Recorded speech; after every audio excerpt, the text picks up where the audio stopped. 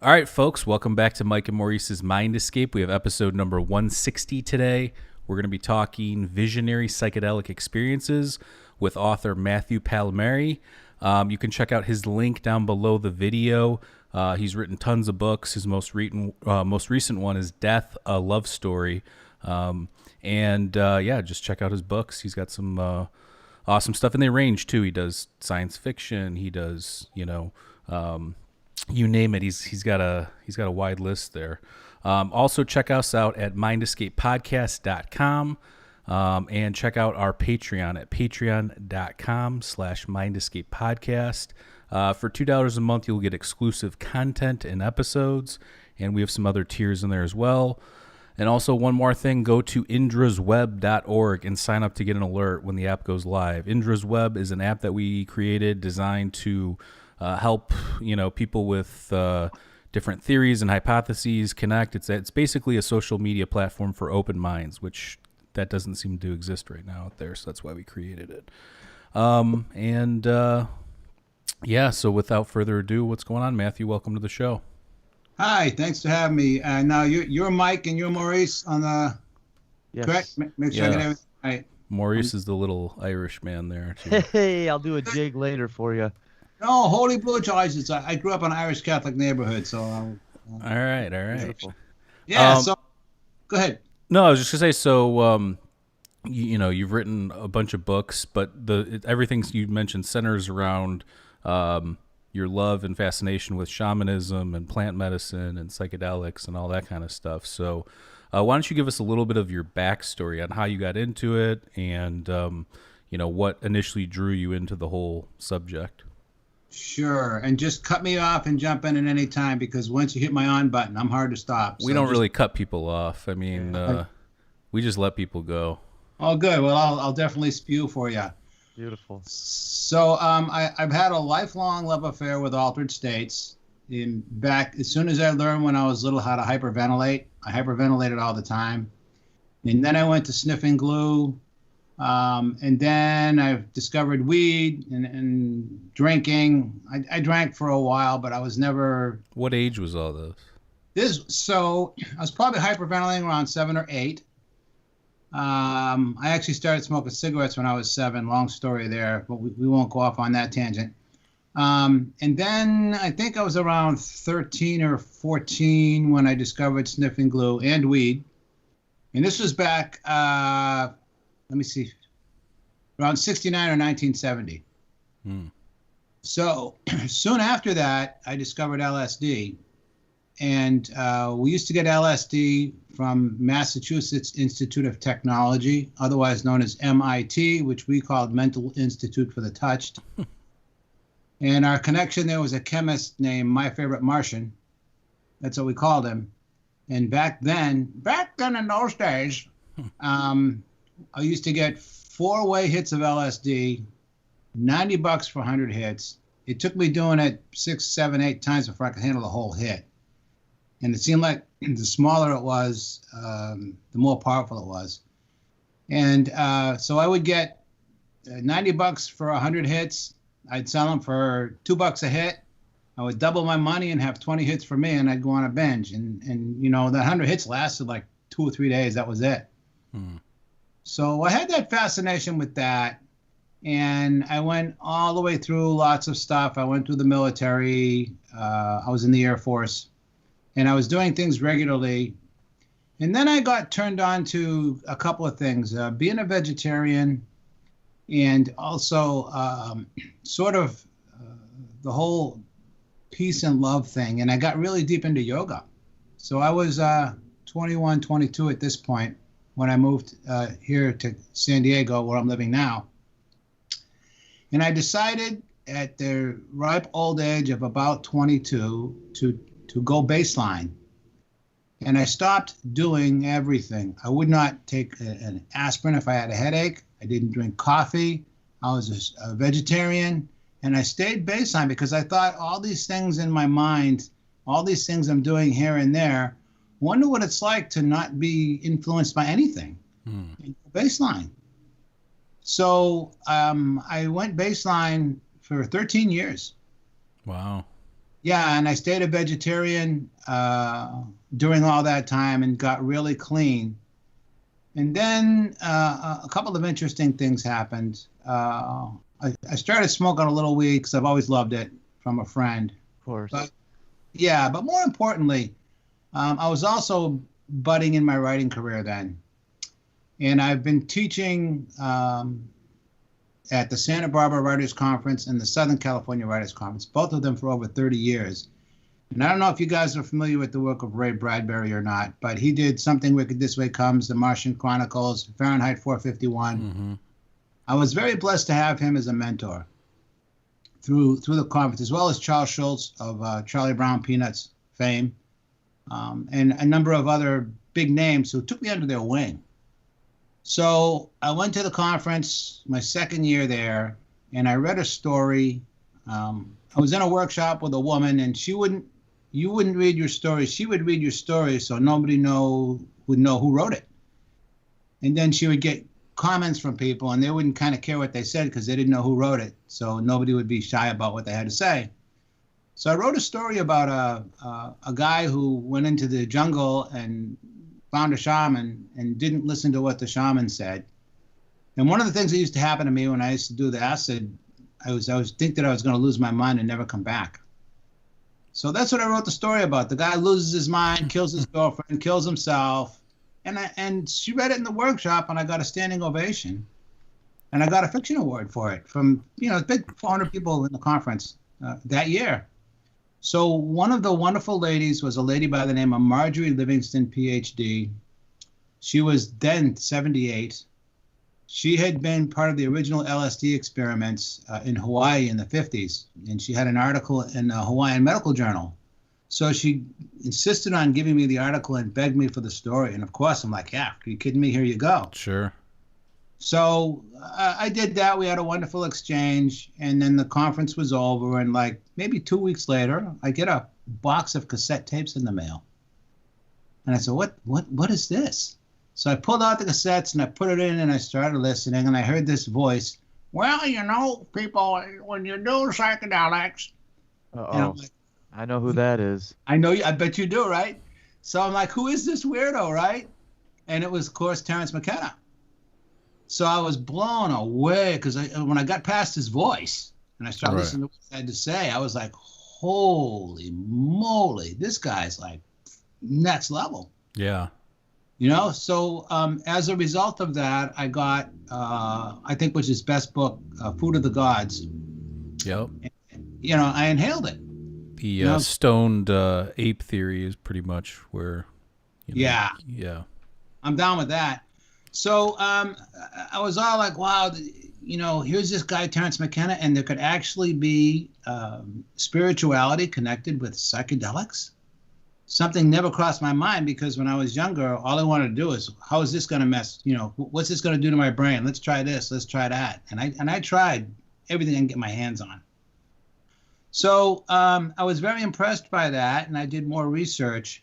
And then I found out two things happened. One is I got his book that he wrote with Dennis. It was they put the name Austin Oric, and it was a Mushroom Growers Guide. And I went out and I spent $1,000. This was back in the 90s. And I spent $1,000 and I bought all the stuff, and it took me 3 tries, and I grew my own mushrooms. And for the first time in my life, I took mushrooms with a spiritual intention. Did you do psilocybe cubensis? Yes, sir. Yeah, that was like, now they got all these, like, I don't know, they got goldenrod or golden this or that. Yeah, there's all sorts of different ones now. But yeah, I mean, obviously there's the species found in nature that have different types, but then there are ones now. It's almost like how you have strains of cannabis now. There's strains of mushrooms. Yeah, it's all changed. This was back in the olden days, when this was available.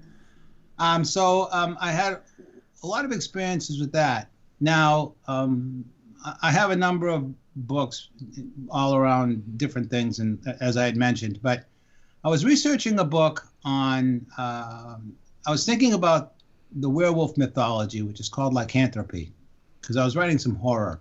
And lycanthropy goes into the shape-shifting mythologies. And shape-shifting mythologies, the biggest concentration of them are in South America. Mm.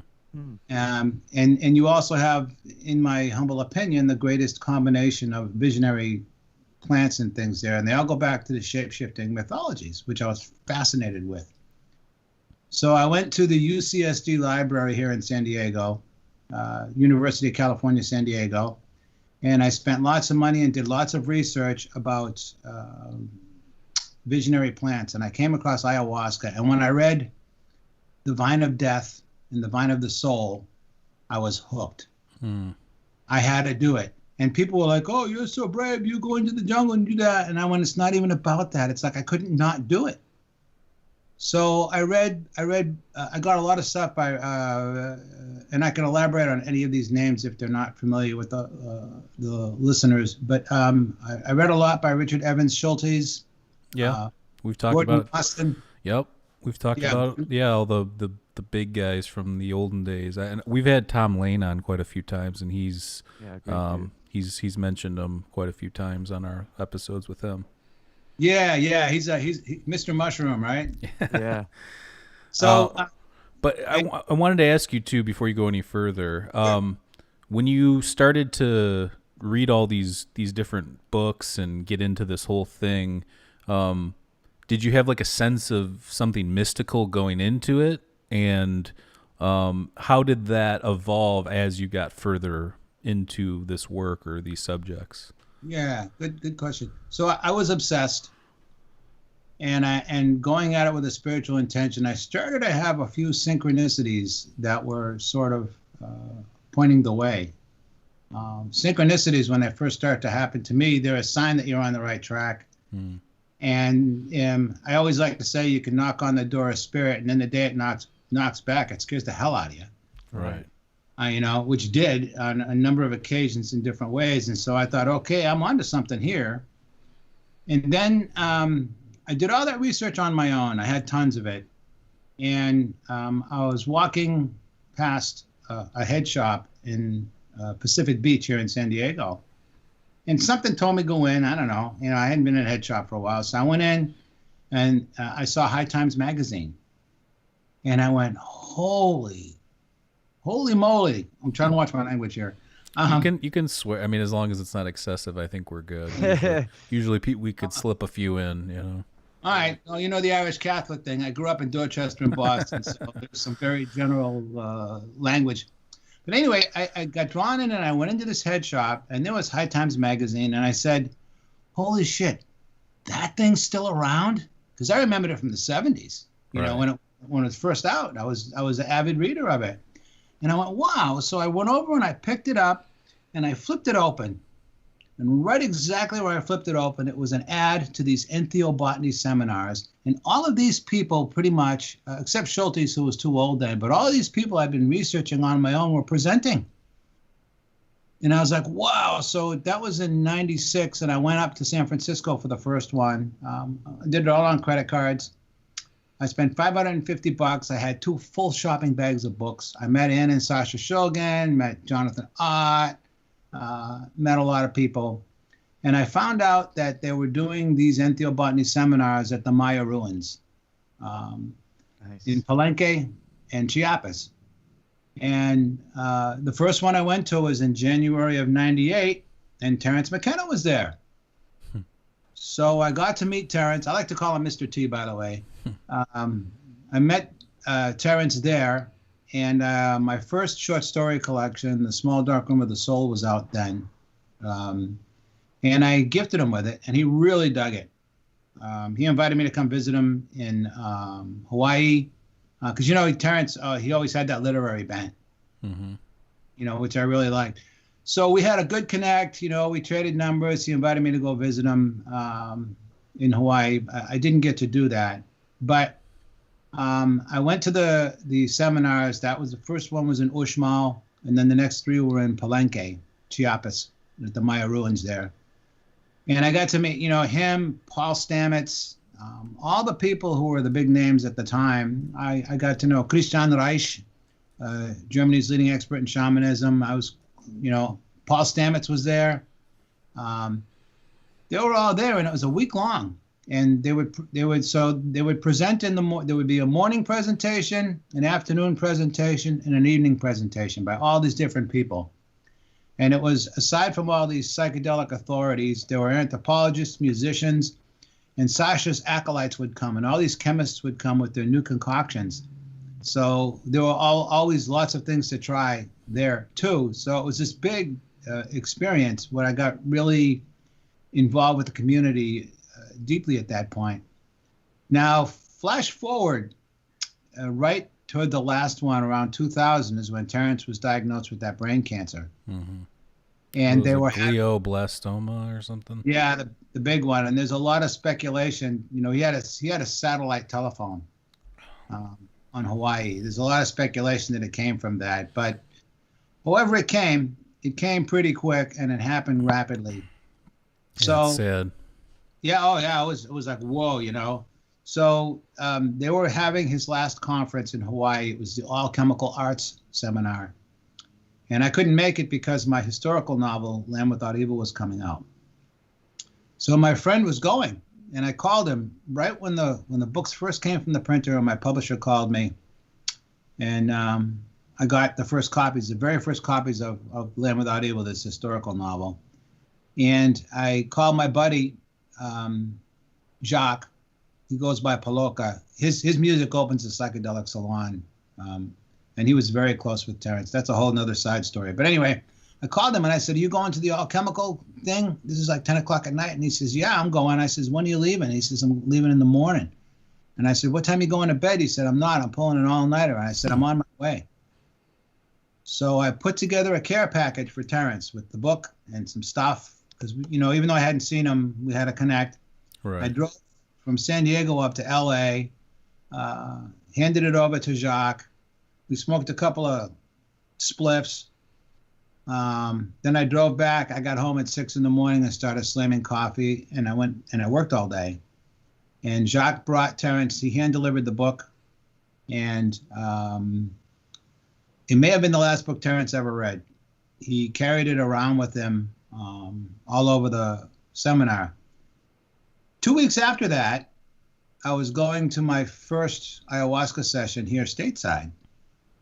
And I ran into, it was the first time I met Lorenzo from the Psychedelic Salon. I don't know how much you're familiar with him and his work with the Psychedelic Salon podcast, but it was one of the first. And I met him. And we were talking, and I'm a writer. Yes, I'm a writer, blah, blah, blah. And they were talking about this book. They were wondering about this book. What was this book? Because they had been to the Alchemical Arts Seminar, and they were wondering about this book that Terence had been reading during the whole thing. So I says, yeah, I'm a writer. My book just came out, and I brought him down, and I popped my trunk, and there was Land Without Evil, the book that Terence had been reading, and they both freaked out. Oh, my God, that's the book. We were wondering where it was and who wrote it and all that. So we ended up connecting deeply like that. That's awesome. So, yeah. So last little 2 cents here. I had religiously recorded all the seminars, all the lectures at the ethnobotany seminars. So I had about 4 boxes of cassette tapes. I had Christian Reich walking around the ruins talking about the real traditions of there. Giorgio Sammarani at the time was like the main guy who had been working with Iboga in Africa. And Sasha Shogun, you know, all the unusual suspects. I wanted to ask you, like I mentioned before, last night I was watching the episode of Hamilton's Pharmacopoeia, about Sasha and Lemaire and the synthesis that they were doing with MDMA in the early years. Now, I saw, like, they talked about how when they tested some of these things, they took people to, like, Palenque and tested some. I don't know if which exact compound it was, but it was something similar to like 2CD or something like that. It was 2CT7. Okay, so when they do that, what's going on there? Do you know like how they set that up or? Yeah, I was part of that study. So there was I don't know if you ever heard of Casey Hardison. Yeah, I think he's in that episode actually that I was just talking about. It was he synthesized LSD and got in trouble in London and then came back to okay. Yeah, so Casey was part of that. I was all wrapped up in the middle of that in some scary ways. Sure. But Casey, he's out now. He's been back stateside for a few years. Casey's a bit of a mad genius. Mm. He's very intense. He can be hard to take, but he's been a bro. And so, as I mentioned a little while ago, people would come to these ethnobotany seminars in Palenque, and these different chemists would bring different substances to try, mostly, Sasha specialties. So one of the big ones was 2CT7. And we all got some, and Casey was very educated, and Casey created the study. He did a form, very formalized, like university type study. He got it accepted in a couple of places. And, you took this, you did that. How much did you take? What's your body weight? What was your experience? Good, about 3 pages. And we all participated. We were all trying everything anyway. Especially I had some mega 5-MeO days down there. In fact, I took Casey on his first 5-MeO journey. And hundreds, McDonald's says billions served. Well, I can say hundreds and hundreds served. I took a lot of people. There was a 10-year period there in the 90s where I was taking everybody and their mother, and I was always careful about it. That's a whole nother thing. Sure. But it was a great environment because all of these wonderful minds, literally from all over the world, came, and the guy who put it all together had been in Sasha Shogun's. He was part of Sasha's original study group. So he was friends with Terence, and he became an expert in ayahuasca, and that was my entry into that whole world of it. Sure. So when they did these, was there, you're at Palenque, you're doing this new compound. What's the experience like? Do you have like a connection to any sort of like ancient mysticism? Is there any of that, or is it just straight in the moment stuff, or what's going on? Yeah, it's an amplifier. I've got my own thoughts about things over the years, and when people ask me these days if something's any good, I tell them I'm the wrong person to ask, because I've done so many things at this point, and one of the things I always say is, in many respects, it's the integration between the ceremonies and the experiences that are actually more important. If you don't, you can get shown something and shown things, but if you don't act on them in your regular life, then you just really you're not putting it into practice. So one of the things, and if I get off track, you can pull me back. No, you're fine. Okay, one of the things that went on is they were making these compounds back then. In fact, even back then, 5-MeO was legal. And they would make a compound, and they didn't even make it illegal till like 2011, right? Something like that. Something like that. I was very deep into it for 10 years in the 90s, and then some people got out of control and were irresponsible, and some bad things happened. Mm-hmm. And I eased out of that whole scene. But if I know I'm going off track a little bit, but if I never ever do anything ever again, I'm fine. Because I'm in a constant state of integration. I like to think I'm permanently altered. And with all these dietas I've done in the jungle, I've done a dozen 10-day ones and a number of other experiences with all that. It's all about subjectivity and perception. So when these substances would come along, they would first be very sort of rare and exotic, and we'd try them, and then they would get popular. And then, of course, if they got too popular, then they would make them illegal. And then the chemists would go in and they tweak like one atom and change the substance, Right. Yeah. And so I was in that whole thing, and I was getting regular research chemicals mailed to me, and like I say at the time, and it was all legal. So they would ask different things. Now I have this thing through my studies of shamanism that I subscribe to, for lack of a better word. And somebody probably told me this, but this is my experience and this is my opinion. And by the way, everything I say is only my opinion, and everything I do is only in my universe. Everybody's entitled to their own, and I like to think that everything I say and do and write, I make it as an offering. People can take it or leave it. I don't care. I'm not looking to convert anybody. but I'm just putting it out there based on my experience. So in my humble opinion now at this point in the game, I look at LSD as an amplifier. So if you're paranoid, you're going to be more paranoid. If you're happy and goofy, you're going to be more happy and goofy. But in shamanism, there's a whole concept of power. Well, power in and of itself is neutral. It's what you do with it. Right. Same with a substance. If you go in and you're doing an experience with a substance, what do you bring to it? What's your intention is going to color your experience. It's that whole subjective decisions that you make prior to going in. You say, oh, that was badass, and I had a bad trip. No, that's bullshit. You had some issues, and then the LSD amplified it. So I see LSD as an amplifier. I see MDMA as, they call it an empathogen. It's more, you can get some visuals here and there, and you can do things like candy flips and hippie flips and all that. But in and of itself, it's the emotions and the feelings how you feel. Now, I see those, so the empathogens, I see those as amplifying sort of feelings and emotions, and of course the whole love part of it. And then I see LSD as visionary, but I see mushrooms and ayahuasca and San Pedro or peyote, they're both mescaline is the active component there. I see all of those as having an innate intelligence.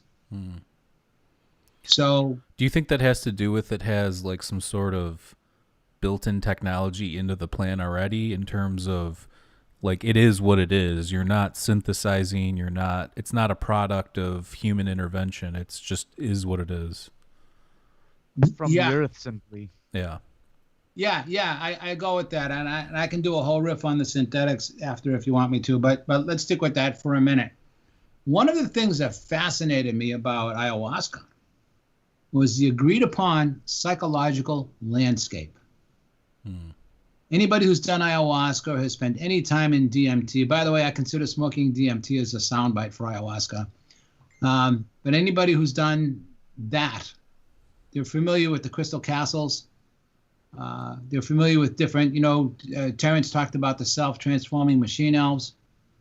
There are agreed upon things.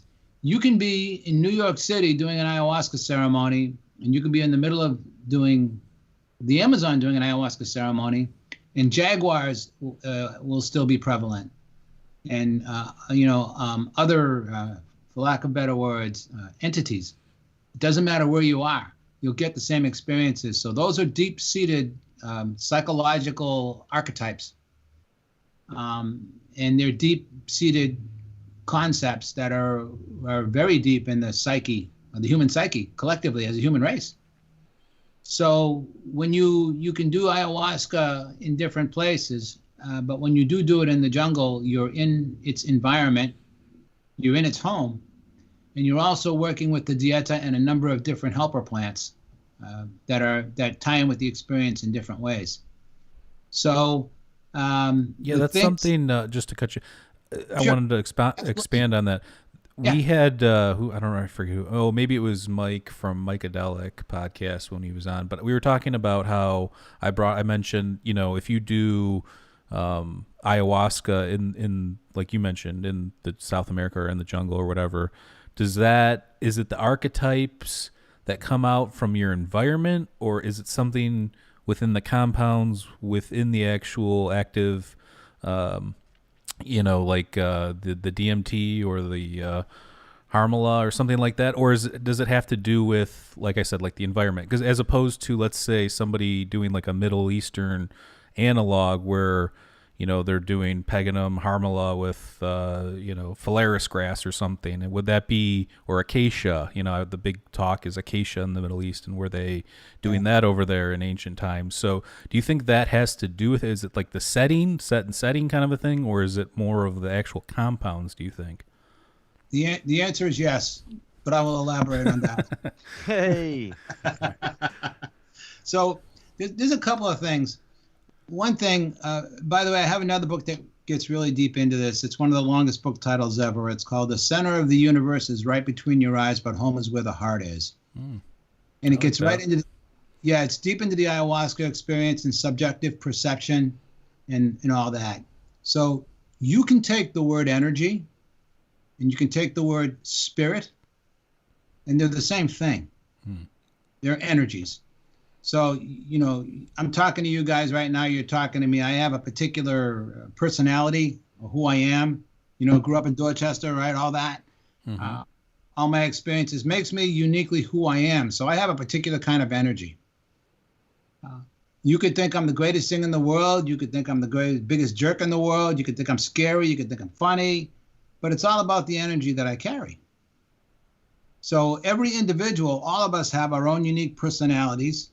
We are each our own unique spirits. We are each our own unique energies. So in the jungle, all the different plants and animals are actually different energies or spirits. And that's how they address them. So they say that ayahuasca is the mother of the plants, of all the other plants. And then the other plants, the different dietas I have done, work in conjunction with it in different ways and have influenced my journeys in different ways by particular aspects of those plants. It's funny because I'm writing a sequel to my memoir right now, and I used to, when I went to the jungle, I recorded all my experiences on cassette tapes right after the ceremonies. I didn't want to write because I'm a writer. So I would do it, 4 or 5 in the morning pre-dawn, and I'd take my plant bath and I'd sit there in the buff air drying with my cassette recorder and record the experiences straight out. So right now I've just been working on a chapter from 18 years ago where I worked with a rare plant called ushbawasha. And they talk about how ushbawasha helps you to remember. And one of the things that happened in the jungle to me numerous times is that my dreaming experiences and my ayahuasca experiences would play into each other. They would play off of each other. And because it's all this subconscious material that is being brought up. So traditionally, prehistoric speaking, you do the plant diet, which is very strict. It's either oatmeal, quinoa, or rice boiled, a piece of fish or a piece of chicken sometimes. And then you get one plant or a number of plants that you have every single day. You have to drink a pitcher of that. And roughly an ayahuasca ceremony every other night. If you get to be an old dog like me, you also get 2 by yourself during the day alone. But you do that. And so you're taking these plants, you're taking this very restricted diet. There's no salt, no sugar, no scents, no soap, no shampoo, no scents of any kind. And you're taking in these plants every day with this very bland diet that cleans you out. And of course, when you go into the ayahuasca session, you're shitting and puking half the time, right? And you're getting cleared out like that. And then, of course, you get all stinky and blah, blah, and you come back and you get a plant bath. They bring different plants to you every day. You crush up the leaves, you mix it with water, and you take a plant bath. So you're getting cleansed inside out and backwards. Now, what happens over time, over a few days, is you begin to smell just like the jungle. Now, traditionally, I love to use a jaguar as an example. If a tribe was going to go on hunt for a jaguar, they would do the dieta, they would do the ceremony, and they would begin to smell like the jungle. You smell like the plants. It's one of the reasons, among others, that they say you shouldn't have sex. There are other reasons, but don't have sex around ceremonies because there are pheromones. Jaguars, their sense is 500, 1,000 times more than humans. They can smell. Smell is one of their primary modes of operation. So in my experience with ayahuasca, I've gone through a number of experiences in my journeys, and then they played out later in my life. And it's like, oh, okay, I've already been through that. I know how to handle that. And if I hadn't been through it prior in the visionary state, I might not have handled it so well, but I did. So what they would do is they would go and they would do this, and then they would hunt the jaguars in their visions. And then when they came back to the real world, so to speak, following through with the actual physical hunt was just like wrapping up. They had already done the hunt in their visions, in their journeys. So the point of this is that if you would do this extended dieta and you're hunting for a jaguar and you smell like the jungle and you're not letting off pheromones and all that, you're invisible to the jaguar because you are not smelling human. You smell like all the plants you've been taking. I came back one year for my girlfriend at the time, and she said, "You smell like the jungle." And I said, "I am the jungle." Hey. She loved that. Yeah. So, No, I was just going to ask you. So, do you think though, like, because there's the videos of like the jaguars chewing on the vines and having these almost like catnip to them, and they're having something hallucinogenic happen to them, it appears too. So, do you think, like, I don't know, because there's people that have never been to the jungle, that have never, been down there, that have these rituals at home or do DMT or whatever the case may be, and they see these archetypes and they have never been there. So what do you think that is? I guess that was my initial question, is like, what aspect of these psychedelics produces these archetypes? Like, what's going on there, in your opinion? Yeah, in my humble opinion, one of the things that happens in the dieta is the boundaries between your conscious and your subconscious blur. You're not on a normal schedule. You're not eating normal. You're taking these visionary plants, and your subconscious rises up, and it comes up in your dreams and in your visions. All this subconscious stuff rises to the surface. Now, over the years, I've gone through my own personal traumas, many years of delving into my shadow and facing the dark and dealing with and resolving and coming to terms with what's inside of there. And the more I've done it, the more after a while, when I got through my main primary personal stuff, the major big stuff that goes way back, I started tapping into the collective. Now, if anybody's familiar with Jungian psychology, there's the subconscious, and then there's the deeper levels and the deeper levels. So you get more and more, there's the ego and the id and all that, right? Mm-hmm. And there's the collective. And in the collective, there are the archetypes that we hold as a race. I'm sure you guys are somewhat familiar with The Hero's Journey and Joseph Campbell. Sure. So one of the fascinating things of Campbell and the journey is that he realized that these deep-seated beliefs were worldwide, regardless of the culture. Mm-hmm. When I took an honors course in anthropology, and I found out that the myth of the flood was universal, so to speak, on the planet, and there were actually like remote Amazonian tribes who had nothing to do hardly with Western culture, and they had the myth of the flood. Right. That fascinated me. I'm like, wow, look at the roots of all of that, right? And so that's what started me digging, deeper and deeper into shamanism. So I think the more you delve into the subconscious, the more you delve into the collective energies that we all hold. I mean, in some respects, we all have, generally speaking, a fear of death or a fear of snakes, the things that endanger us. They've been so programmed into us through life experience that they're instinctual. And once they're instinctual, they go on autopilot. Mm-hmm. So like epigenetics. Exactly. So when you go in search of the mysteries of the subconscious, and you delve and you go into the dark, terrifying, hellish places, and you experience them, then the deeper you get into the personal subconscious, the more you get into the collective. One of the fascinating things, among others, with ayahuasca is that Richard Spruce, I think it was 1865, was one of the first Westerners to come in contact with it. And he called the active component telepathine. Mm-hmm. That got my attention. And I've had a number of telepathic experiences around ayahuasca. I can't make them happen. They happen when they happen. It's like, I'm telepathic and I'm Karnak and I'm going to read your mind. It doesn't work like it happens when it happens for whatever reason.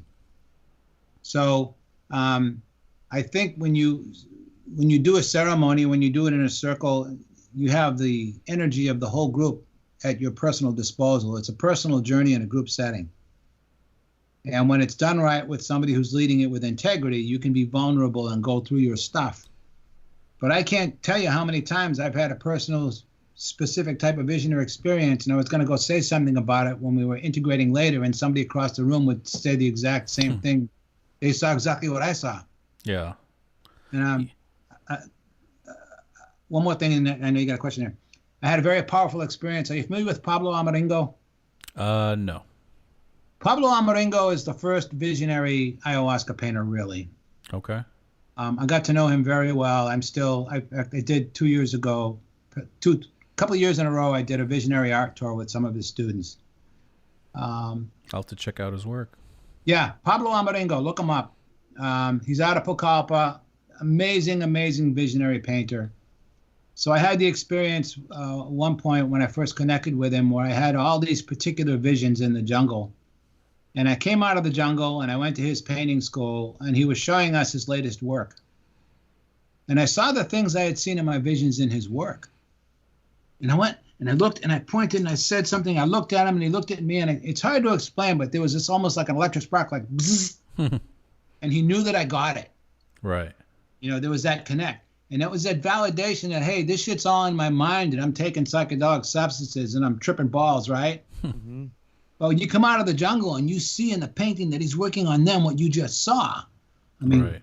You know, the other part of all this stuff is that no matter what, spirituality and all this stuff is highly subjective. I could sit here right now and have a massive vision of Jesus Christ, and I could go to heaven and all these realms and all that right here in front of you, and you would never know because it's all in my mind. Right. Right? So, you know, I'm not going to snap my fingers and Jesus and all the angels are going to come down. Maybe they will, but it hasn't worked yet, right? Right. But the point being is that spirituality is all subjective, and shamanism is all about subjectivity. Sure. You know, but isn't that the most interesting thing about psychedelics too, is the fact that it's one of these things where I've been pondering this a lot lately, and then even the recent book just came out, The Immortality Key by Brian Morescu, where he's talking about how, you know, Christianity is based on psychedelic experiences that evolved from the Eleusinian mysteries into Neoplatonism, into early Catholicism. But then, I mean, I've been thinking about this even way before this book came out, and I was just, you know, it just kind of added some physical evidence to things that I had already been pondering. But when I look at the history of humanity and stuff, psychedelics is like the one thing where if somebody wrote, you know, you could understand what was going on in the Bible, or you could understand what was going on in these ancient manuscripts, or you could understand where some of these ideas and concepts came from, because we're living on the same planet as the ancient people did. And unless there was some completely alternate thing happening back then, I don't see where you would get a lot of that stuff. Maybe meditation, maybe deep prayer, something like that. But it's all revolved, or it's all based on altered states, in my opinion. And I think psychedelics is the one where you can take, no matter who you are. There's some people that can't meditate, they've got too bad ADD or whatever, but anybody can take a psychedelic, and that chemical is going to react, you know, in your body. And when that happens, you're going to experience weird things you've never experienced before. So to me, this is the one subject that's so fascinating, because I do think it played a huge role in the metaphysical ideas and metaphysics and things that have pushed us even beyond the scope of what we probably thought we were capable of. Yeah, I got a riff on that. I'm known for this one. So, and anything I say is probably not original. I probably stole it somewhere, but we all everything's not. I mean, everything's taken from somewhere, except for when you're on psychedelics, right? Yeah. So, in terms of organized religion, Buddha sat under the Bodhi tree. Muhammad went into the cave. And I always piss off Christians when I say this, but if you go into the desert and you fast for 40 days and 40 nights, I guarantee you'll be talking to God. All right? So, you know, the words of the prophets are the experiences of the prophets. I mean, let's just use Jesus for example, because he's relatively well known. So Jesus had his experiences, whatever they were, whether they were real or mythical or whatever they were. And what's the first thing that happened? Matthew, Mark, Luke, and John wrote about it, right? So now you have 4 interpretations from a series of events from 4 different perspectives, right? Then you take that, and then somebody took that. It was originally in Aramaic, and it gets translated, and somebody else translated it, and somebody else translated into that. And some religious leader gets a hold of it, and he wants to change things, so he's going to tweak it. King James got a hold of it, and he wanted to screw more women, so he changed things around. So by the time we get it in modern times from these visionary experiences from, 2,000 plus years ago, and I'm just using Jesus as an example. There's other ones, from all those experiences that have been translated and rewritten and passed down countless times, you're getting it's the old thing of when you're in school. Do you ever do that thing in school where you start a sentence at the beginning of the classroom, and by the time it gets to the end of the classroom, it's totally changed from what it was originally? Right. Telephone or something like, Yeah. So the point of this is that shamanism they say, well, the hell with the words of the prophets and the organized religions. Go and have your own experience, because shamanism is based on direct experience. So what you bring, it's like, I have a Prius, okay? When I bought my Prius brand new, suddenly I saw Priuses everywhere, because I now had a Prius that I wasn't paying much attention to, right? So we all take our preconceived conceptions of reality that we have, and then we apply them across the board. So if I want to go and I want to contact Satan and I want to worship Satan, I could take probably ayahuasca or anything, and chances are I'll have a satanic experience, because that's my expectations. That's what I'm looking for. That's what my subconscious is loaded up with. That stuff. Right. So it's more like a placebo in that regard. Not yeah. in the fact that it's not having an effect, but just that it's allowing, it's whatever it's like a mirror of whatever you're thinking or experiencing at the time. Yes, it's the subconscious, and the things you may not think are important. Your subconscious will, the subconscious language is emotional and conceptual, so to speak. So they tell us, consensual reality, right? Yeah. We have an agreed upon realm that we're sharing. Now, to navigate this realm, we have to use our left brain logic to function in the world. We have to navigate, we have to solve problems, we have to go hunt the mastodon, we have to do all that stuff. The right brain, generally speaking, is not dominant.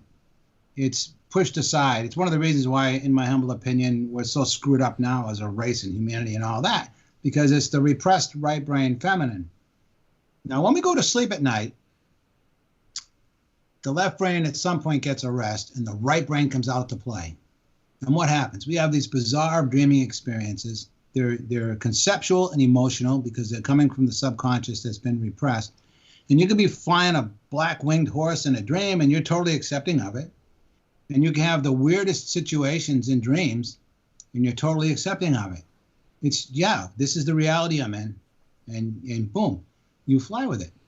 Now, in indigenous cultures, dreaming and visions and waking reality, they don't separate them like we do. It's all the same. It's just a continuum. And when you continue on this path, particularly when you're doing the jungle diets and things like that, the worlds all start to blend over into each other. And in my personal experience, my waking life has become more dreamlike. My dreaming has become more real on occasions. And it's in between. So here's the thing. When you drink ayahuasca, your left brain is on and your right brain gets turned on at the same time. And they're both going. Now there's a concept of being intellectually centered. And I have found that the people who are more intellectually centered are the ones who struggle more with ayahuasca. And they typically go to hell more than other people because they're used to controlling their reality with their mind and their logic. And suddenly, they're into a situation that's unprecedented. And all of their strategies don't work anymore. They don't know what to do and they freak. I had a renowned, I'm not mentioning any names, but I had a renowned PhD come to the jungle and he spent his first 3 ceremonies curled up in my lap in the fetal position. Wow. Yes, he couldn't handle it. Yeah. It wasn't in his reality. So when you There's an element of like control, right? I think it's like the loss of control. Like you're so used to controlling your environment that the second you realize you're not in charge anymore is like very scary to somebody that's not used to that. I couldn't have said it any better. It's terrifying because all of your lifelong strategies don't work. And anybody who's done ayahuasca or DMT will tell you that shit comes fast and furious. I mean, you don't even have time to take a breath. So when they get caught up in trying to figure everything out and make it happen then, and they can't because the ayahuasca is overwhelming everything, then they go to hell and they get their ass kicked because they're not rolling with it. When the real key comes to learning it and then learning to dance with it. And then in learning to dance with it, there's sort of a give and take. And you have to accept that, yes, there are things that are more powerful than us out there. And you have to flow with it. So if you sit there and try to struggle to figure it all out, and it's happening fast and furious in this conceptual, emotional way that you're not used to functioning with, you got to just roll with it. You can't control it. Right. And then in my humble opinion and in my experience, it's when you're integrating later. That's when your left brain, your intellectual mind is catching up with that rich stuff that you got from the ayahuasca that was just, right, coming out. A few minutes ago, you mentioned getting shown the light. I was just thinking, it's like that Grateful Dead lyric from Scarlet Begonias. Once in a while, you get shown the light in the strangest places if you look at it right. Something along those lines. And I think that obviously the Dead was huge into psychedelics, so they understand all these concepts. But I think that sums it up perfectly in terms of a psychedelic experience, because it is how you look at it, and sometimes it takes a day or two to interpret what you just experienced, and it's all about your perception of things. Yeah, absolutely. It's an adjustment, because in the words of the old Don Juan Carlos Castaneda stuff, they would say that you've shifted your assemblage point. Because I can't control the outside world, but I can certainly control my interpretation of it and my reactions to it. Right. So the ultimate thing, and I say this over and over again, it's all about subjectivity. And what I tell people is, if anybody continues on this path, even psychedelics in general, you're gonna hit the dark. And you can't. When I hear all these, and my old coach used to say, the granola eaters. Well, I just want to see the light, and I just want to love everybody, and I just want to do MDMA, and I just want to love everybody. I say bullshit, because you can't have the light without the dark. Right. And how are you going to learn it all if you don't see both? And in my opinion, what you need to do is be able to find that objectivity, and then you can be in the light and embrace the light in the heavenly realms, and go to hell and remain somewhat objective throughout it all, knowing that, okay, I took a substance, or I'm in this experience and I'm passing through it, and it's going to pass. But you can't have the light without the dark. The more dark, the brighter the light, and vice versa. And I've experienced the extremes of them both. And they both lead me toward the center. So, go ahead. No, I was going to say, but that's a good point too. And also, back to my point, what I was talking about being the basis of what we know in terms of metaphysics and metaphysical realms and things. Heaven and hell, what are the only ways you could experience it, right? Like a dream, meditation, deep prayer.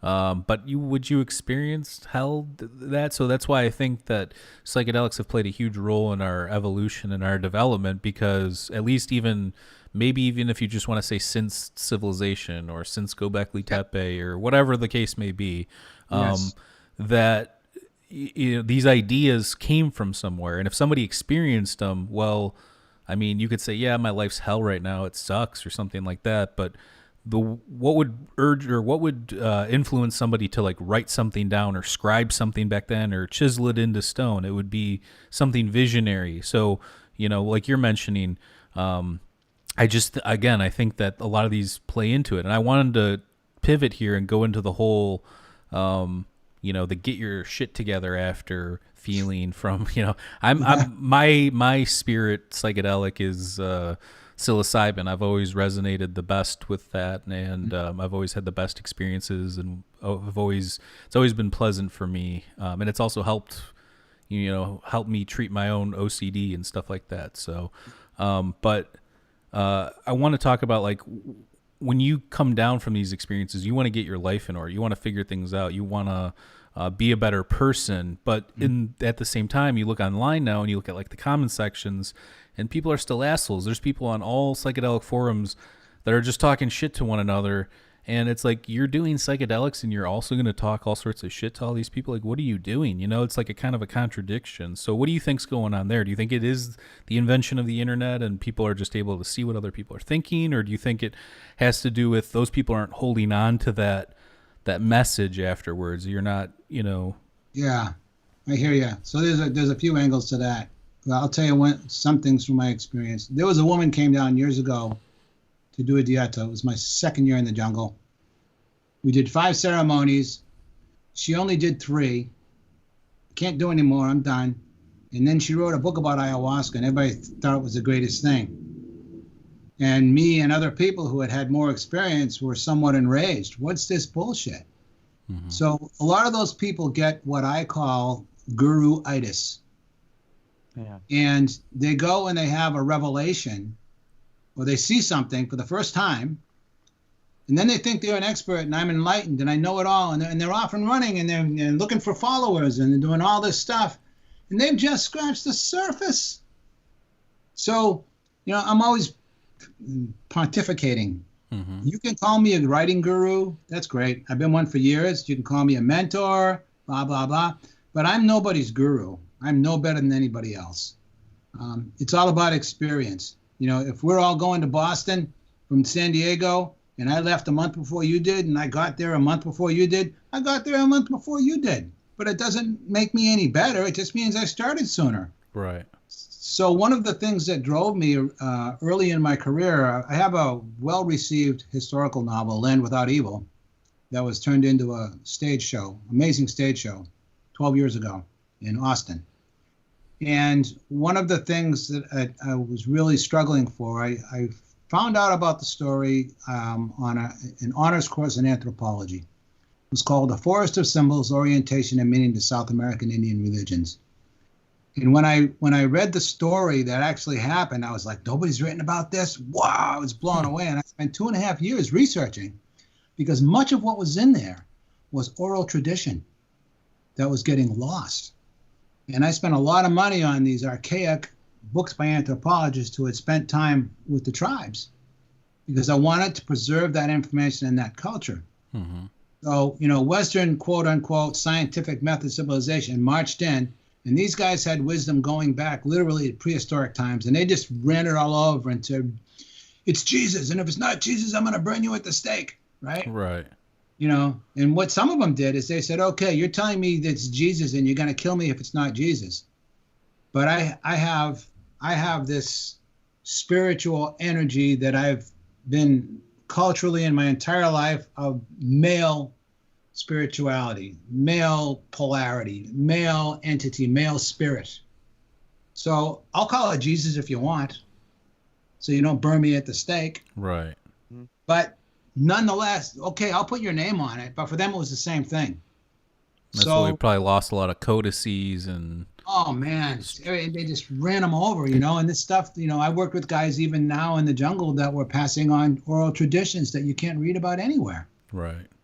So one of my struggles, and I'm told I'm getting very good at it, I've spent over 30 years, is taking a non-rational visionary experience and writing it in a way that someone who's reading it, who could never have the experience, can read about it and get a sense and live vicariously through what I've experienced by my words. And it's a challenge. The key is metaphor. Sure. But so, I'm sitting here talking to you guys right now. I'm stringing words in an order. You're receiving them in an order. You're unpacking them in your mind, and you're creating in your minds, however good of a communicator I may be, or however good of a receptive listener you guys are. You're putting together in your mind, and you're conceptualizing what I'm telling you vocally, but it's all serialized data, one word at a time. Right. When you get into intuition and the subconscious and all that, you can have 27 things. All of a sudden, you'll get a revelation. Oh my God, that's all the same thing, right? That's intuition. Right. And it's superior, but it doesn't follow rationality. It's not the divide and conquer, scientific method. Sure. So you have to incorporate it all. Do you think that when you look at your experiences and all this stuff that do you think the more you've done it, it's and I think I asked you this earlier in a different way, but I don't know if I think we got off track a little bit. Over the years, obviously, you've done a lot of these ceremonies, you've done a lot of psychedelics, you've tried all the different compounds, you met all the people. Do you feel like the whole psychedelic realm in general, whatever compound you want to talk about, has been demystified at all, or do you think it's more mystical than ever based on everything you've experienced? I hate to say it in this way, but the answer is yes. Boom. Got us again. Here's the thing. I really get enraged because a lot of things are out of control because of all this guruitis stuff. Yeah. Some stuff that's going on with 5-MeO that makes me insane. Yeah. Because it's irresponsible. Sure. And the people I was involved with, they got irresponsible, and I was already distancing myself from them, and somebody died because of irresponsibility. They weren't respecting it. This stuff is not for everybody. Not everybody needs it. It's not something to be messed with. It's ultimately serious stuff, and you're getting into deep-seated, psychology of us, humanity, and what makes us tick. Mm-hmm. So I see the waters getting muddied, and I see these people setting themselves up as 5-MeO gurus, and I'm thinking to myself, let me see. I did that 20 years ago. I worked with it for 10 years.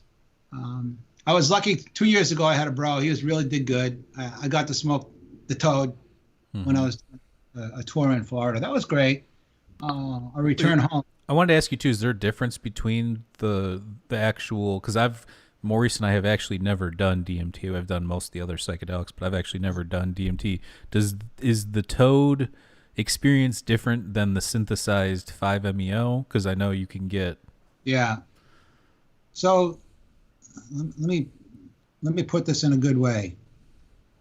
There's pure mescaline, Mm-hmm. and then there's peyote, and then there's San Pedro Huachuma. Both plants have cactus. Have mescaline as a psychoactive component in them. Now, the quality of the experience on pure mescaline as opposed to the cactus, there are qualitative differences. I won't say one's better or all that, but it's different. It's like, okay, I'm gonna make an omelet. Maybe I'll throw in some cheddar cheese. Maybe I'll throw in some paprika. Maybe I'll throw in some garlic, right? It's going to change that experience to some degree by what is impinges upon it. Now, I always like to use the cactus as an example. The cactus has numerous other alkaloids, aside from the psychoactive ones. So when you take it in its natural state in the cactus, there's a quality to it that's different. So I noticed smoking the toad, ultimately, I don't know that there's any difference, but I notice there's somewhat of a qualitative difference between the quote-unquote synthesized 5-MeO and the toad venom. Nothing blatant or over the top or, life-shattering or anything like that, but there's a difference to the quality of it. And I think it has to do with the fact that when you're smoking toad venom, you're not smoking pure 5-MeO. There are some other things in there. So it influences the experience. Just like, you could be an artist and you're doing this and that, and you want to throw in a splash of red or something. I went through a number of years where we were mixing a little bit, small bit of datura. In the jungle, they call it toei with the ayahuasca. It brought different experiences. After we did that for 3, 4, 5 years. Is that a tropane? I think is. Yes, it is. You are correct, sir. Yeah. After we did that for 4 or 5 years, then the shaman said, we don't need to do that anymore. We're not doing that anymore. The chakruna has enough visual stuff in it to make a wonderful visionary experience. But there was a difference in the quality of the experiences. It's really hard to characterize. So there's a difference. But I have this thing about people go on about, well, okay, this is for toad venom 5-MeO and this is synthesized 5-MeO. But when you break it down, even whatever is quote unquote synthesized, when you break it down to the actual molecule in and of itself, it doesn't really matter for that molecule in and of itself, whether it's synthesized or not. The molecule's a molecule. Right. I mean, from what I understand, the 5-MeO is more of like hyperspace, white light, spiritual type of a thing, and then DMT is more entities and tryptamine palaces and that kind of stuff. At least that's what I've experienced, from interviewing different people and reading and watching and stuff. Yeah, we used to call the regular DMT the NN-DMT. It's got those nitrogen atoms, right? We used to call that the power, and then we used to call the 5-MeO the glory. And I did a lot with both of them, but man, I was, somebody at one point way back called 5-MeO hippie crack, and at the time I was a little resentful. But now looking back, I can see that. That's what they call nitrous now. Oh yeah, okay. Yeah, I mean, we're big fish. We've been to many fish shows, and that's what they call nitrous now. So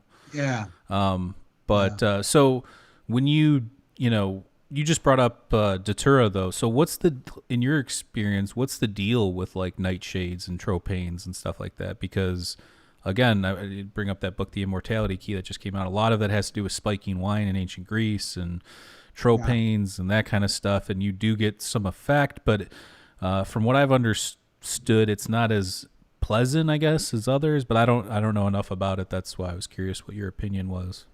Yeah, energetically, it's not something to be messed with. Like, we had a whole brew, and we only did 1 or 2 leaves, and I felt the difference. And then some years back, I worked with a guy who had been trained with Datura, and I smoked some of it. And I could feel that energy. I could feel that spirit, and there was a kind of an edge to it, and I could see where you could really lose it messing with it. So other than smoking it, which I did with somebody, like I said, who had been trained in it, I've seen some very weird things happen.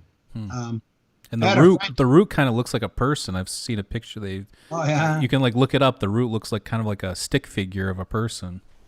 Yeah. Well, like a couple of years ago, I had a friend, and I poked in on Facebook, and there was all this crazy stuff he posted. I mean, it was like nonsensical. It was just nuts. And so the next day, I waited till the afternoon, and then I called him, and I said, "Hey, bro, you okay?" He's like, "What are you talking about?" I said, "Well, what's all that crazy shit you posted on Facebook, that nutty shit?" He says, "What are you talking about?" I said, "You posted this nutty shit on Facebook." No. I said, "Go take a look, bro." He goes and looks. He's like, "Holy shit, I did that?" So to make a long story short, he had been clearing his yard, because it grows around here in San Diego, all over the place. Okay. He was clearing his yard, and he cleared out a bunch of Datura, and he put it in plastic bags. And just doing that and getting it on his skin. Oh, wow. He lost his mind for the night. Wow. He had a total so what, blackout. it just got into his pores or something, like the juices from the root or something? Yeah, absolutely. Even just the leaves. It's that strong. Wow. Every couple of years, I'll hear a story. We got here in San Diego, we got the deserts, just an hour and a half away, if that. And every couple of years, you hear a story about these teenage kids who went out in the desert and did Datura and killed themselves or killed each other. You can really lose it. And I've heard stories in the jungle where they do it and they're gone for like 3 days. And then there are other plants that can bring them back. And one of the guys I spoke with some years back was saying that even though he came back, he's still sort of like haunted by it. Wow. So it's very strong. I don't know if you guys. Yeah. Oh yeah. No, it's not way. I don't need to go there. I've been enough places with ayahuasca and everything else where I have a sense of that plant's energy, and I'm okay with it. And as in everything else, I have deep respect for all of them. But I'm not going to do anything, unless it's somebody who knows what they're doing. Sounds intense. Yeah. Have you? What do you think about? Have you ever done a salvia ceremony? Yeah. The shepherdess. Yeah. I did it a few times. The first time I did it was actually in Uxmal in '98, and this younger guy was so excited about it, and he built it up so much that when I did it, I was disappointed. Did you drink? Because I know you're supposed to masticate the leaves. I smoked it. Yeah, I've smoked it too. I think smoking it is complete. From what I understand, when you do the ceremony, you're supposed to masticate the leaves. It's similar to like a Maria Sabina traditional psilocybin ritual. Yeah, you can do it as like a quid, like coca leaves, where you can just keep it in your mouth. Right. And there's also, you can have the liquid and, let it get absorbed that way. I heard that doesn't, I hate to, it's just such a good reference point, but Hamilton's Pharmacopoeia, there's an episode where he drinks it and nothing happens because the chemical structure breaks down. It's like water soluble or something like that. So it just doesn't react in your gut. But the next day he masticated the leaves and said he had one of his better psychedelic experiences. So obviously something with like constant contact with the mucous membranes or something like that. I think correct. So, but yeah, smoking it. I mean, I did that when we were younger, Maurice and I, and that was, you got it from a head shop, and it was 25x or 32x or whatever it was.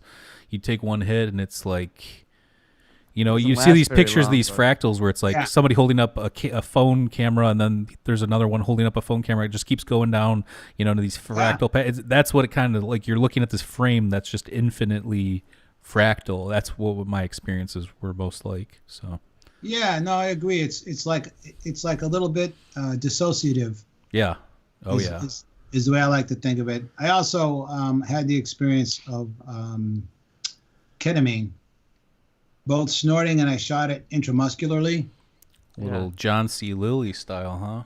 Yeah. I had an expert, and I did it, and I had a nice journey. But some things talk to you, and some things don't. Right. Like, I'm done with alcohol. I used to joke when I think alcohol's the worst drug, in my opinion. Yeah, it is. It's deadening. You don't pull anything out of it. It's not a very creative endeavor. Exactly. It's deadening and dulling. As opposed to cannabis. I mean, you can smoke yourself into oblivion, but if you smoke a little bit of cannabis, you can really get opened up.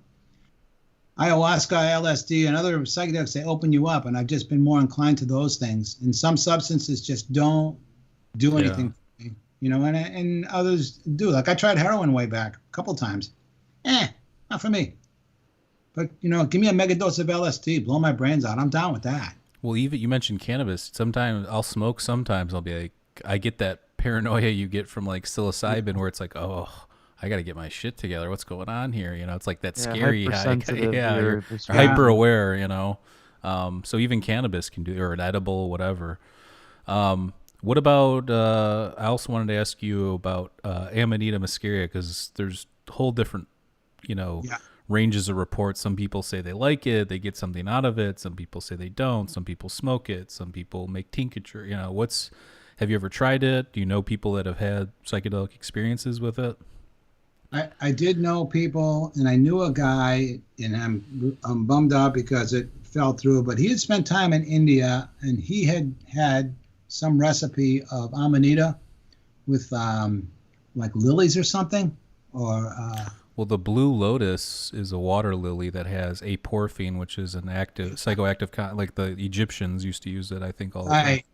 So he had this recipe, and I was going to have the experience. I was getting it all lined up, and then something happened with him personally, and it didn't follow through. So something like that, I wouldn't, anything along those lines that's that powerful and somewhat exotic in the whole pharmacopoeia, I wouldn't do unless I knew absolutely for sure that the person I was working with really, really, really knew their stuff inside out and backwards. Sure.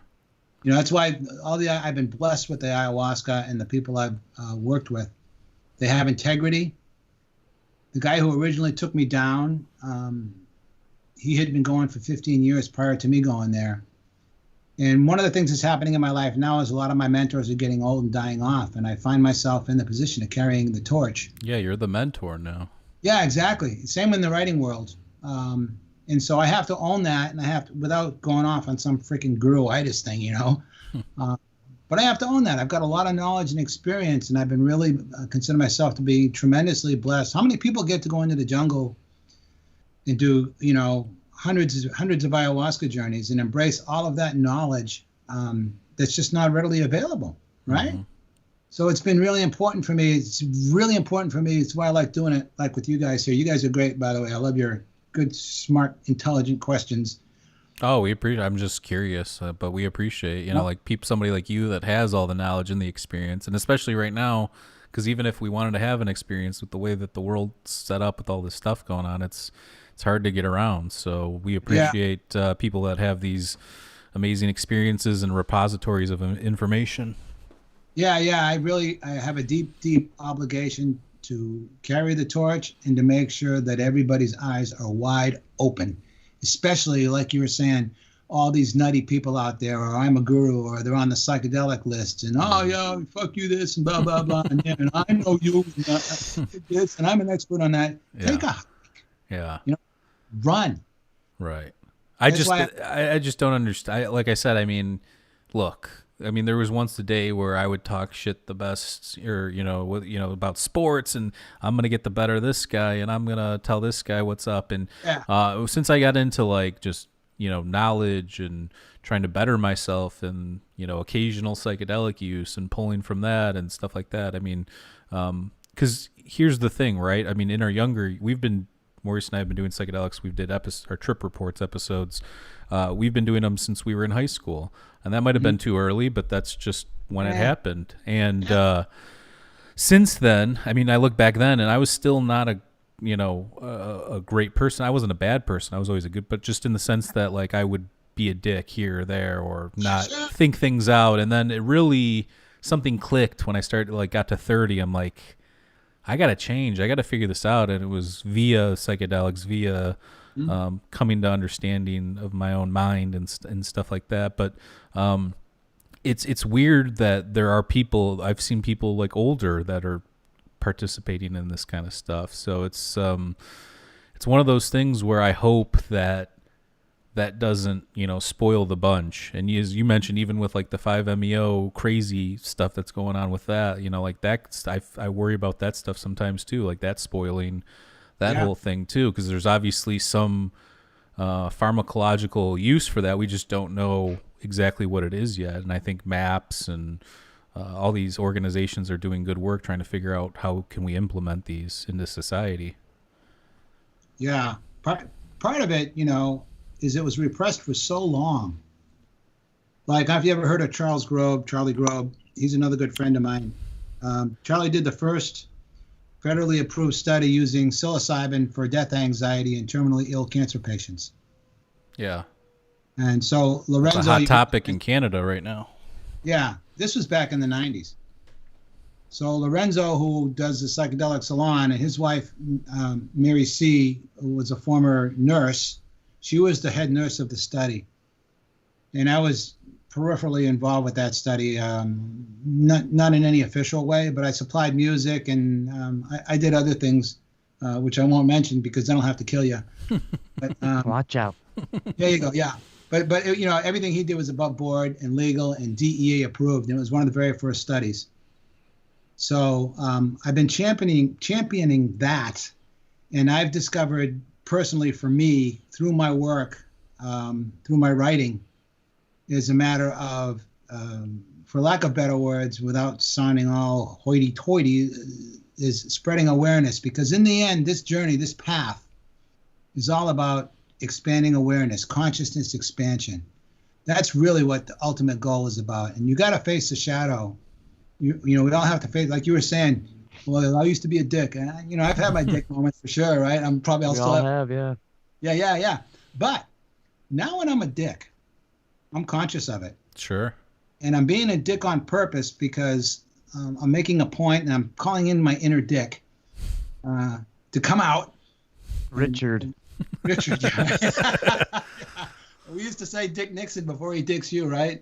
And that's why we have Maurice on the show right there, folks. Yeah, right. But, you gotta, it's there, and this stuff has all been run over by organized religion and all the Western scientific crap that's got us into such a mess that we're in now. So I've always been, wherever the crowd goes, I almost always run the other way. Because I figure if they're all going there, they're all sheeple. They must be onto something. I don't want anything to do with, because it's, quote unquote, the unwashed masses. Mm-hmm. But, to me, the education and what I've learned from people, and like I say, I've been so lucky to spend so much time. I mean, percentage-wise, and everybody on the planet, how many people have gotten to experience what I've experienced, and I feel really blessed, and I don't take any of it for granted. And I paid some serious dues on this path, and I wouldn't have it any other way. You know, my every day-to-day life now is more and more dreamlike. And so I'm more, you know, in the end, I think the two things I've come out of all of this with is acceptance and gratitude. Those are two great things to walk away with for sure. Oh, thank you, bro. And I earned them, you know? Yeah, no, we appreciate you going in the trenches and coming out with the knowledge so we can pass it on to the other people. Yeah, no, thank you. It's really my purpose. It's in my books. And I realize now I see younger people coming to me, and I've taken hundreds. I've taken hundreds and hundreds of people on their first acid trips, their first mushroom trips. And if I never did anything ever again, I'm totally fine.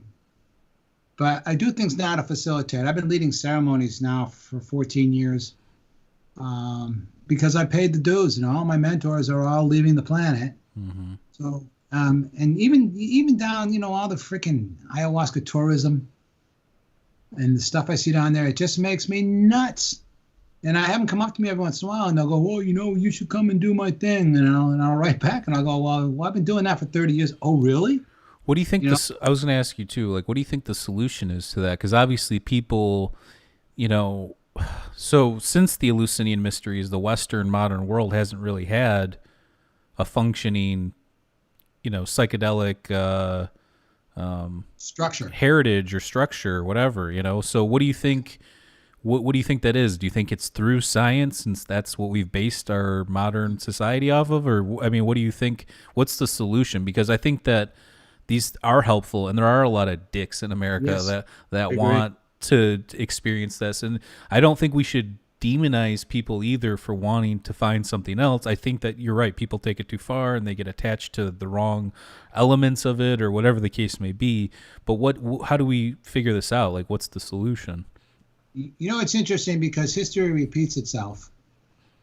So there was a big, for lack of better words, there was a big conflict in the 60s between Timothy Leary and Aldous Huxley.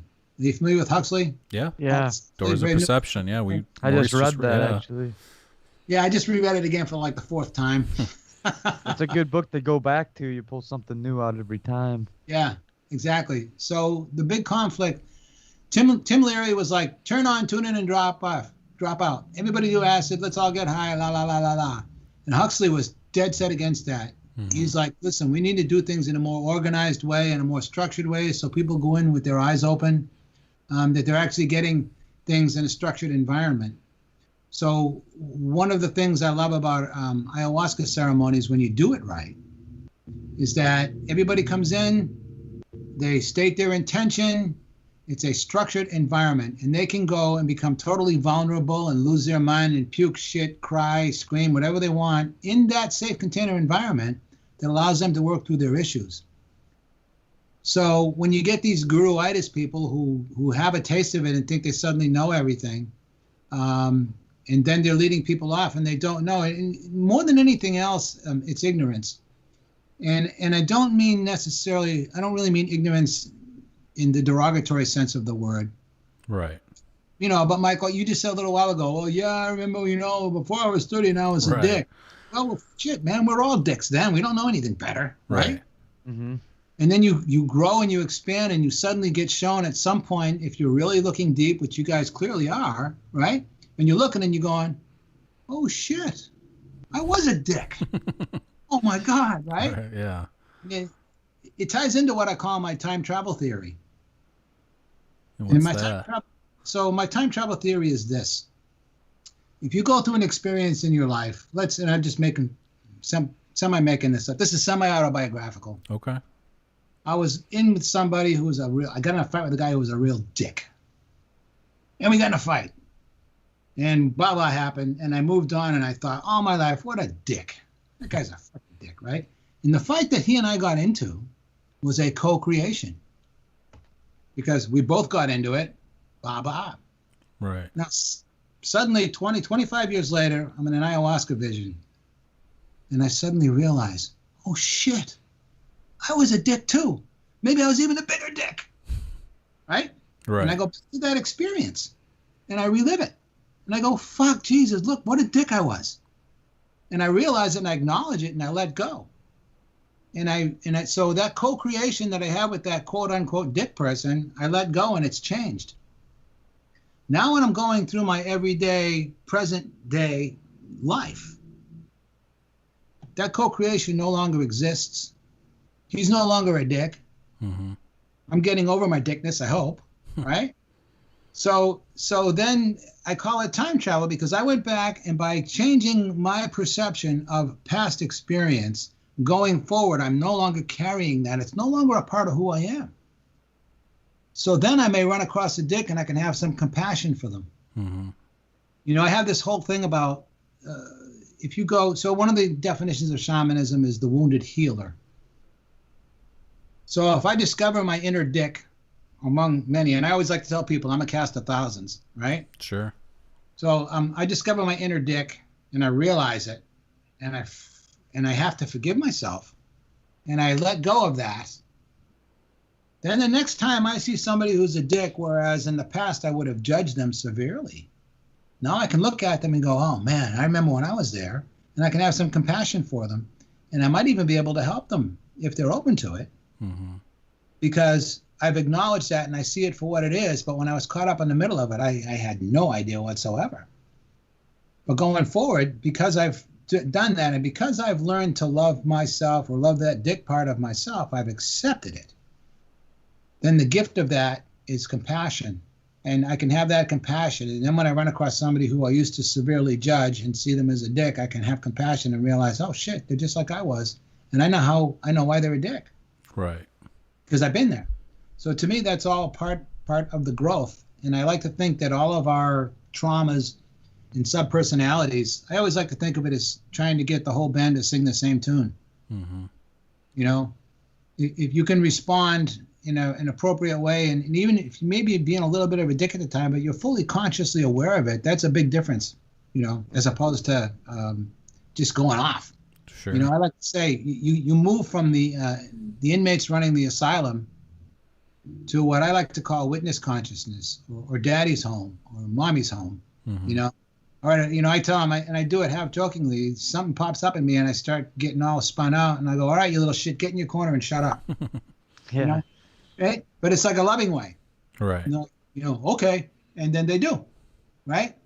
One more little piece I want to add to this whole thing, and I'm just touching the surface on this.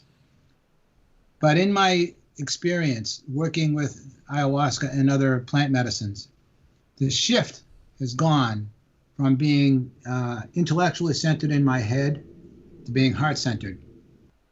And the heart actually has a greater density of synapses and neurons. It's actually superior, even physiologically speaking.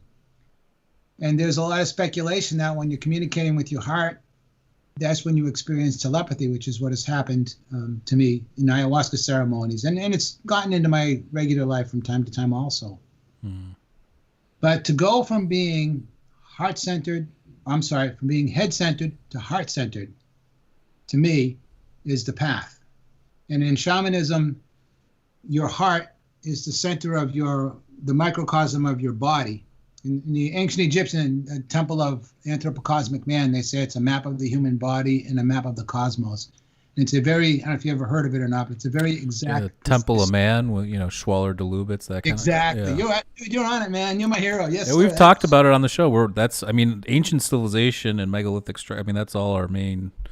Yeah. I mean, we love psychedelics too, but we started this out as that kind of a show. Yeah, right. Yeah. So I have a book, The Infinity Zone, that I wrote a lot about that. But the point is this. In that temple, they say the heart is the center of the cosmos of the human body, which is also the center. And our sun, which is pure energy, mm-hmm. which is hydrogen and helium, the two lightest physical elements that we have. And what does it do? It generates energy, and it gives energy unconditionally, and it gives life unconditionally. So in shamanism, the heart that's in our body is connected to the heart, to the sun at the center of our solar system, to a bigger one, to a bigger one, to a bigger one, all the way back to source. That's the connection. Mm-hmm. And the whole idea of shamanism is to become heart-centered. And it's what Castaneda used to say in his books. A warrior must follow a path with heart. So, you have to acknowledge the feminine. I spent a big part of my life being a tough guy and ignoring any feminine. And boy, oh boy, when I started acknowledging it and I started tapping into those repressed emotions, my intuition just went nuts. Well, isn't that the feminines associated with ayahuasca, Pachamama? Isn't that the... Yeah, well, Pachamama's Mother Earth. Pachatata is Father Sky. And ayahuasca in shamanism is considered the dark feminine. So, there's the dark feminine, the light feminine, the dark masculine, the light masculine. Those are the primary archetypes. So, to break it down, even culturally speaking, Snow White would be the light feminine and the evil witch would be the dark feminine. Okay. But you have to acknowledge those, those energies. Mm-hmm. Because absolutely. Yeah. Well, I was going to ask you too about I know your new book is called Death, a Love Story, which it's kind of a funny title in a way, because most people fear and hate death, the idea of it. So what's this book about? Is it fiction? Is it nonfiction? And what are the what's the basis of it? Yeah, I've gotten mixed responses on it, but the reviews have been stellar. And here is the deal. I've been writing all these years. I've been teaching all these years. I was mentored by Bradbury and all those other wonderful people who helped me. And what I wanted to do in Death, which I succeeded in, is the voice. So you may not be the greatest storyteller in the world, but if you have a voice, like in young adult novels, YA novels, the voice carries the story. If it's a voice that people listen to and they go, oh yeah, and they don't even care, they're listening because they're caught in the voice. So I was working on the voice. And what I did, basically, and I'm paraphrasing here, but it's a first person death. And death says, hi, I'm your death, and I'm here for you. No, not in that way, at least not right now. At least I don't think so. But I want you to know that I'm here for you, and I'm always here for you, and I've been here for you ever since you were born. And I'm actually in every cell of your being, in every micron of your existence. I'm in all of it, and I love you. And I've given you this life. And everything that you have and everything you experience is all a gift from me. And I can come anytime I want. I will come whenever I feel like it. We have a date. And I'm coming. But instead of depicting me as the Grim Reaper and all this dark stuff like you were just saying, I love you. My love for you it's unconditional. It's all consuming. And I really can't wait for you to come home. And then I get very deeply into all the death beliefs of the world and different things like when a population gets out of control, a virus or something else will pop up and send it back into balance, whether we like it or not. One of the examples that inspired me of this is years ago, there was a hantavirus outbreak in Arizona. I think it was the Navajo.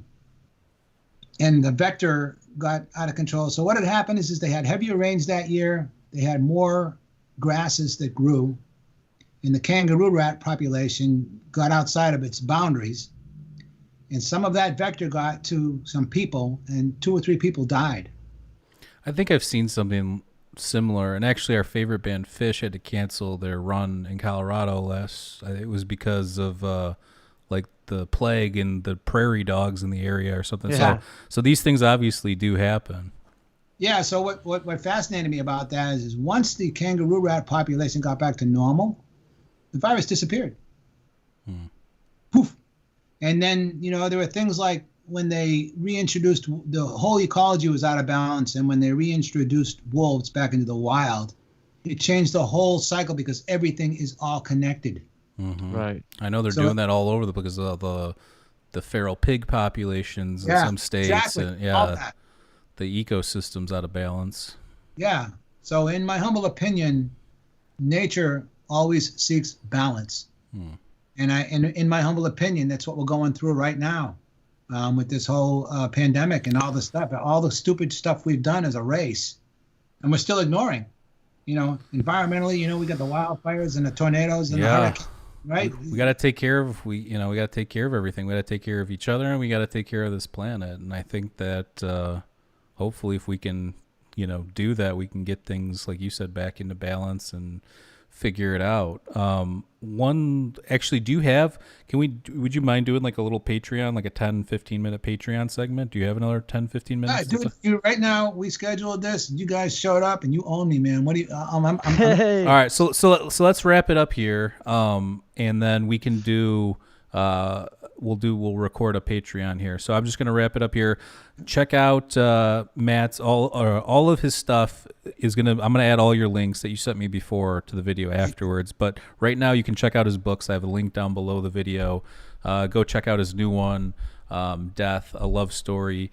And he's got tons of books on tons of different topics. So go check those out.